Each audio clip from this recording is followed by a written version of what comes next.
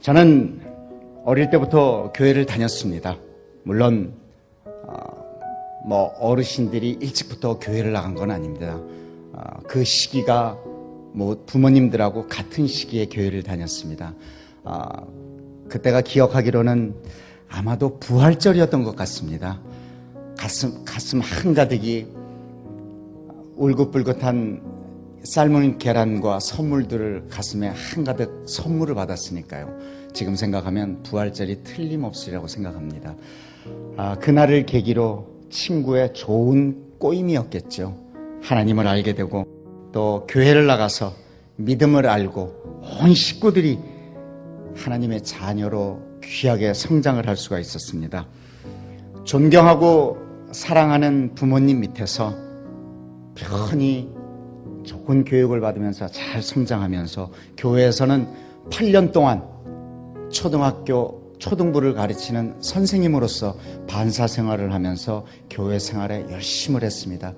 아버님께서는 예전 박정희 대통령 시절 청와대 근무를 하셨습니다. 고급 공무원으로서 저희들 또한 부모님 덕택에 아주 편안하게 생활을 할 수가 있었습니다. 아버님께서 청와대를 나오시고 동료 친구분들과 같이 사업을 하시러 파라과이로 가셨습니다. 파라과이 가서서 큰 사업을 하셨는데 초창기에는 너무 잘 되셨습니다. 그래서 온 식구들이 이곳에서 와서 살면서 같이 공부를 하고 그랬으면 좋겠다고 해서 식구들이 다 이민을 가게 되겠습니다. 파라과이로.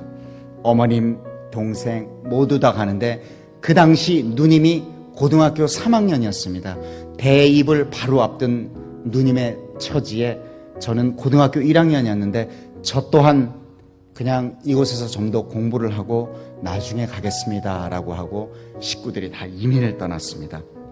그러던 중 사업이 물론 잘 될 때도 있고 못 될 때도 있고 하는데 어려운 시기에도 불구하고 아버님께서 저에게 미국으로 유학을 갈 기회를 주셨습니다. 그래서 저는 콜로라도 덴버에서 유학 생활을 시작했습니다.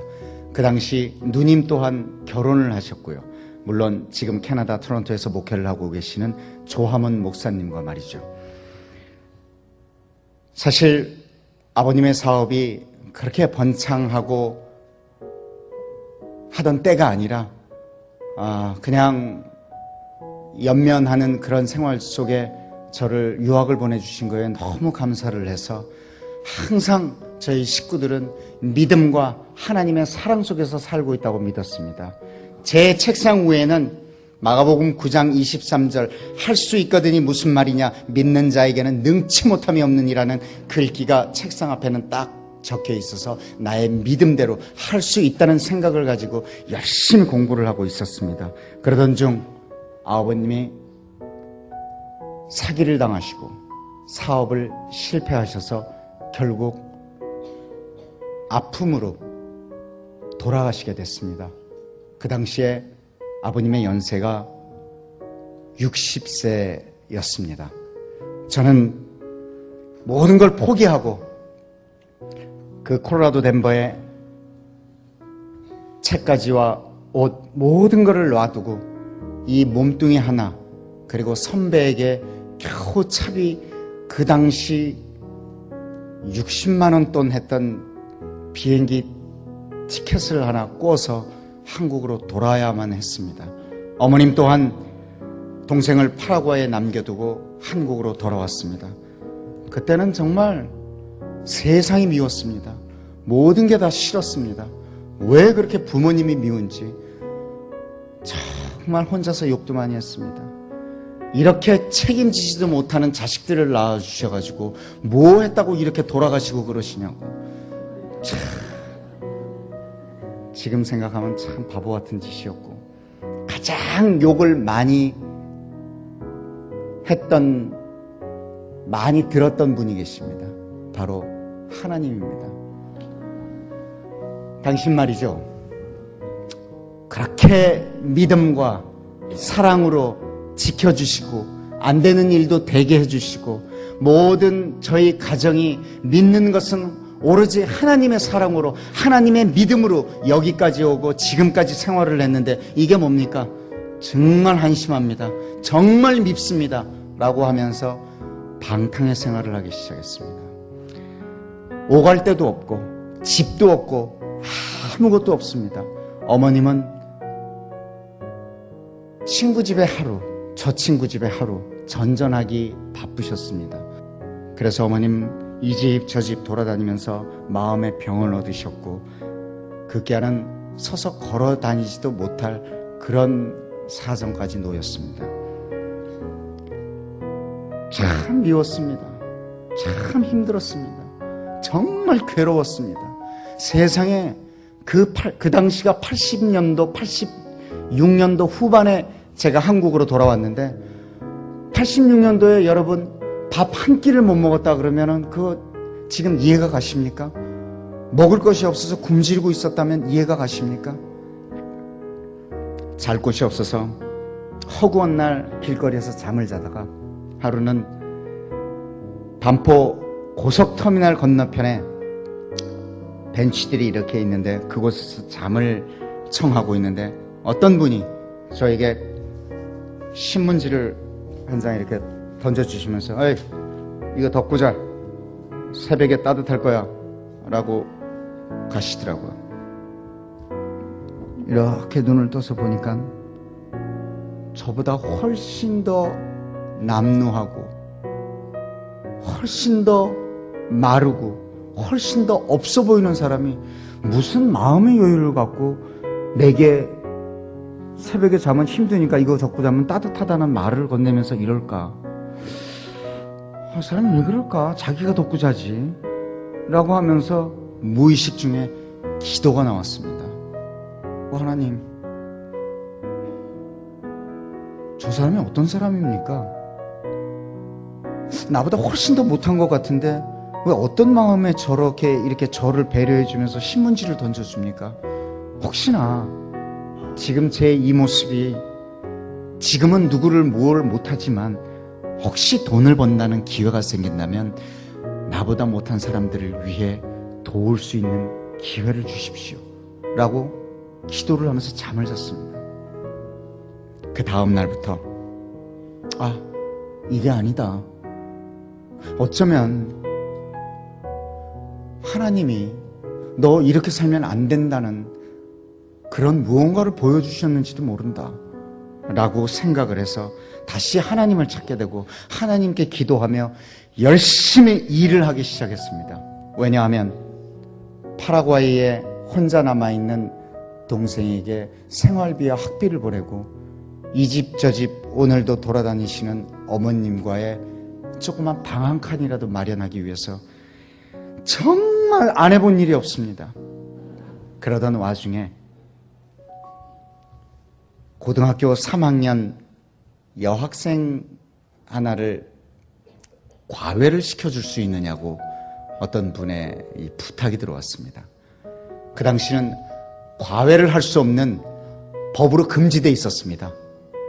그래서 흔히들 저희들 사이에서는 몰래바이트라고 하죠.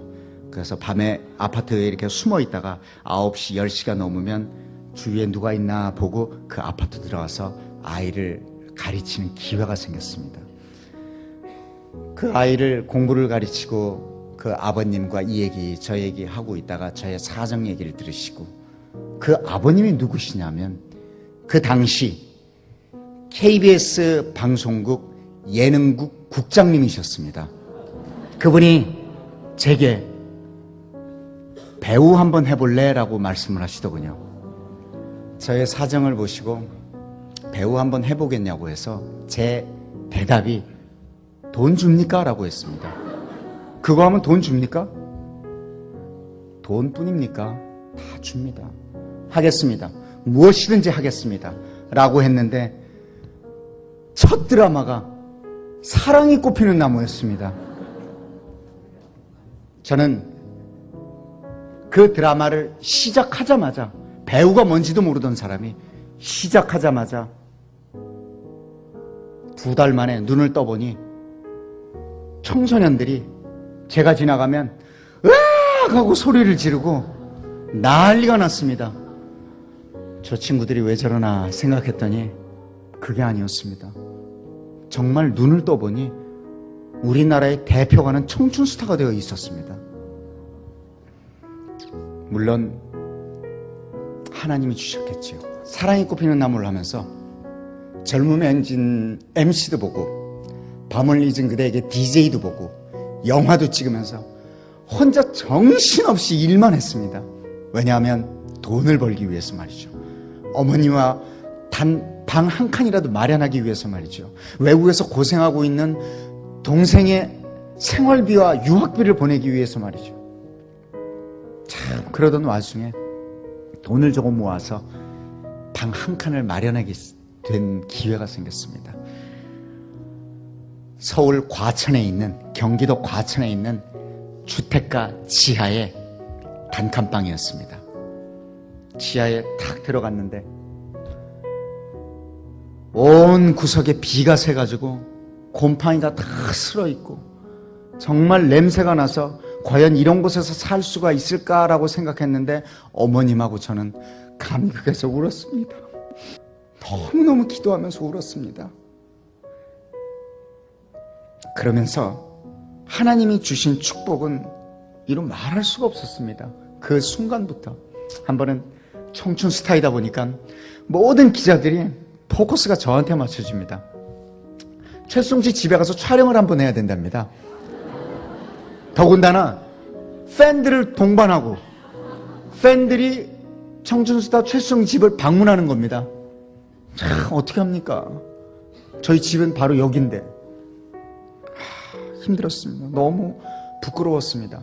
그런데 어머님께서 안 된다. 그렇게 살면 안 된다. 보여줘라. 안 되는데. 불렀습니다. 괜찮다면 하십시오.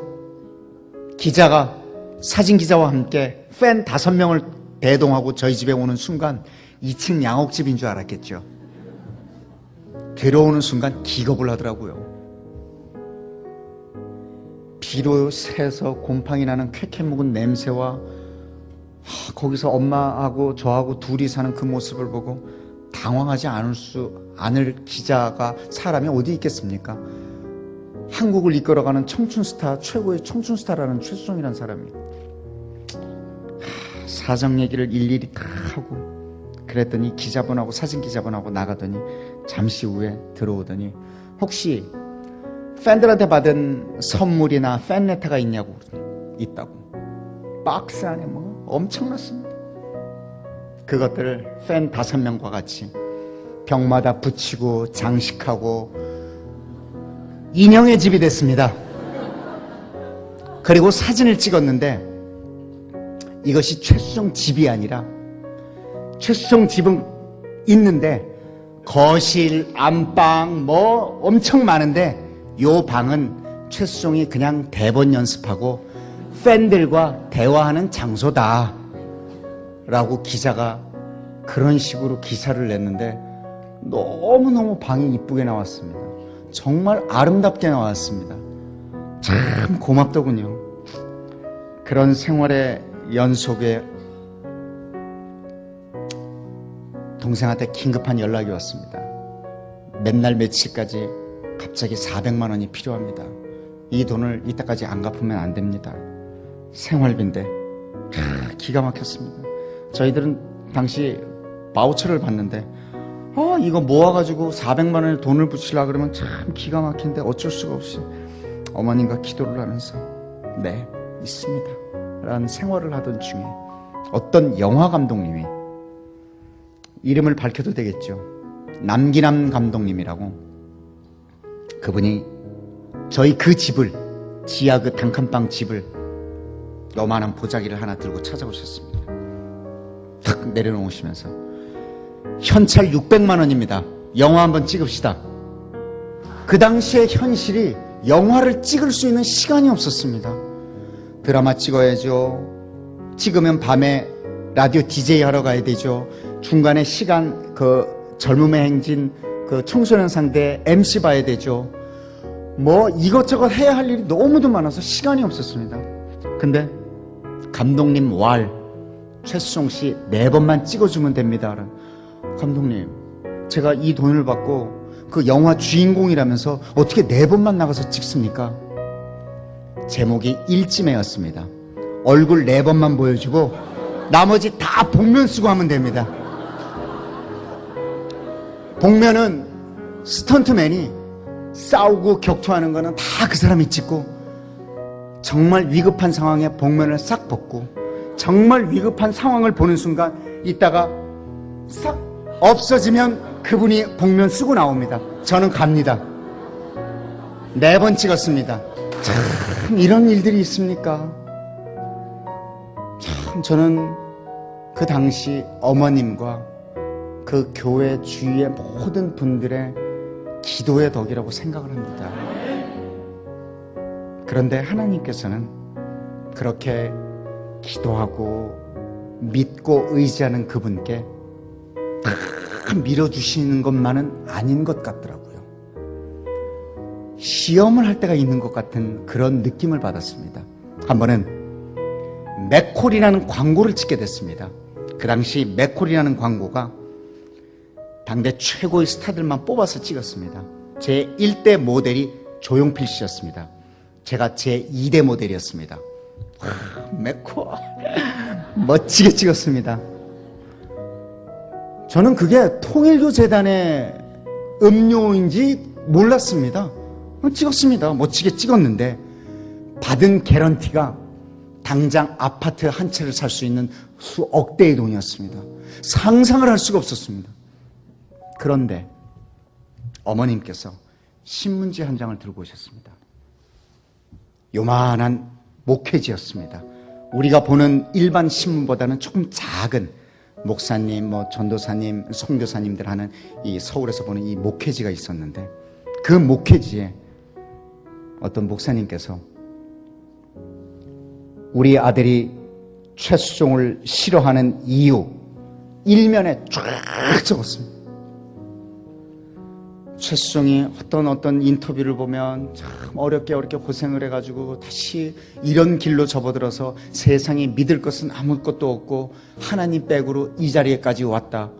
저렇게 짧은 시간에 어떻게 저 사람이 저렇게 만들어질 수 있느냐? 누가 있는 걸 아니야? 아닙니다. 저는 하나님이 최고입니다. 내 든든한 백, 이 하나님 백으로 지금까지 살아왔습니다 라고 얘기했는데, 통일교재단에 맥코를 찍어 라고 일면에 여기서부터 여기까지 어머님이 믿는 사람으로서의 할 일이 아닌 것 같다. 이 돈을 불우한 이웃에게 기부를 하자 딱 그러시더라고요. 와, 지금 이 집에서 이 방에서 나갈 수가 있는데 정말 가슴이 찢어진 줄 알았습니다. 그냥 모르고 넘어가면 좋겠는데 어머니께서 안 된다. 그래도 이 일은 우리의 일이 아니다. 돌려줘야 한다. 네, 그렇게 하겠습니다. 그 돈을 고아원에 도네이션 했습니다. 저희들이 하는 행동이 여러분 요즘 아시다시피 스포츠지 연예란에 나지 않습니까? 최수종 맥콜 광고료 전액 기부, 고아원 쭉 기사가 나왔습니다. 그리고 2주 후 똑같은 목회지 그 목사님이 그 일면에 우리 아들이 다시 최수종을 사랑하는 이유 일면을 꽉 채우셨습니다. 그러면 그렇지, 그럴 줄 알았다. 역시 최수종 씨는 저 통일교재단에 있는 돈들을 다 모아서 이래서 우리 믿는 사람들에게 다 나눠주는구나, 바로 저런 사람이다 라고 글을 주리장창 쓰셨습니다. 이렇게 봉사와 나눔의 생활을 열심히 하면서 하이라 씨를 만났습니다. 하이라 씨와 결혼을 하게 되고 정말 예쁩니다. 그 예쁜 것이 얼굴이 예쁜 것이 아니라 마음이 예쁩니다. 천사입니다. 제가 하이라 씨한테 잘하는 이유들이 이제 나옵니다. 하이라 씨가 지금까지 5번 유산을 했습니다. 2아이를 낳았습니다. 그러는데 그 아이를 떼낼 때마다 정말 고통스러웠습니다. 하나님께서 인간들에게 달란트를 주실 때 여자들에게는 애 낳는 고통을 주시고 남자들한테는 평생 일하는 고통을 주셨습니다. 남자들이 일하는 게 얼마나 힘이 듭니까? 평생을 자기 자식들을, 자기 부양가족을 먹이게 살리기 위해서 아침부터 늦게까지 일을 하고 그 고통을 주셨는데 여자들에겐 애 낳는 고통, 얼마나 힘들면 이거에 비유를 해서 애 낳는 고통에 비유를 했겠습니까? 그러면서 2아이를 낳았습니다. 첫째가 제가 이렇게 하면 웃으시더라고요. 최민서 씨, 둘째가 최윤서 씨. 이름을 왜 이렇게 부르냐고요? 저는 아이들 또한 아이들에게조차 존대를 하고 있습니다. 그런데 그 첫째 최민서 씨가 태어날 때 같은 병실에 들어갔는데 저희 아이는 건강한 모습으로 태어났고 한 아이는 중환자실로 들어가는 것을 눈으로 목격을 했습니다.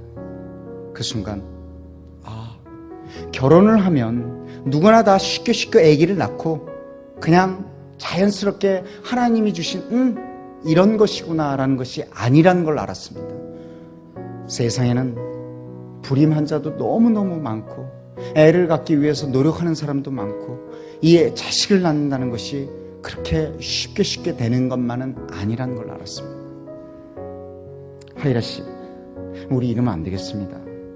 우리 감사의 이 보답을 비록 많은 유산은 했지만 우리의 이 감사를 어린이에게 돌립시다 라고 하면서 그때부터 심장병 어린이와 정말 불우한 어린이들에게 봉사하고 나눔의 길로 접어들었습니다. 그때 굿네이버스를 만나게 됐습니다. 굿네이버스의 만남과 인연으로 해서 국내 활동뿐만이 아니라 이제는 제3세계 절대적 빈곤자 어린이들에게 눈을 돌리게 됐습니다. 그곳의 아이들은 정말 내가 밥을 퍼서 넣어주지 않으면 그 자리에서 죽을지도 모르는 그런 아이들입니다. 하나, 둘, 셋. 이런 3초의 시간이 흐를 때마다 한 아이씩 배고픔, 기아와 질병으로 죽어가고 있습니다. 물론 다 고칠 수 있는 그런 병인데도 말이죠. 그래서 저는 제가 시간만 허락이 된다면, 아니 시간을 쪼개서라도 여러분들과 같이 이야기를 하는 시간을 가지지 않았나 생각이 듭니다. 그것이 바로 하나님이 주신 마음 때문입니다. 하나님께서 보여주신, 또 만나게 해주신 그 아이들 때문입니다.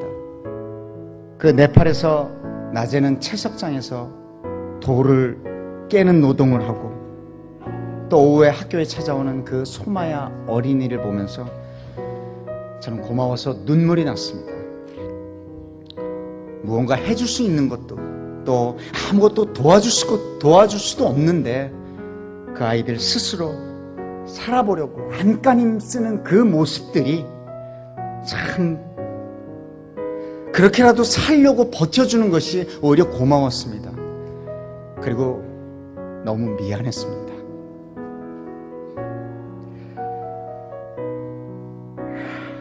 이 아이들이 계속 학교를 다닐 수 있다면, 또 계속 밥을 먹을 수만 있다면 저는 무엇이든지 해야겠다는 마음을 먹었습니다. 그것이 바로 하나님께서 주신 소중한 마음입니다.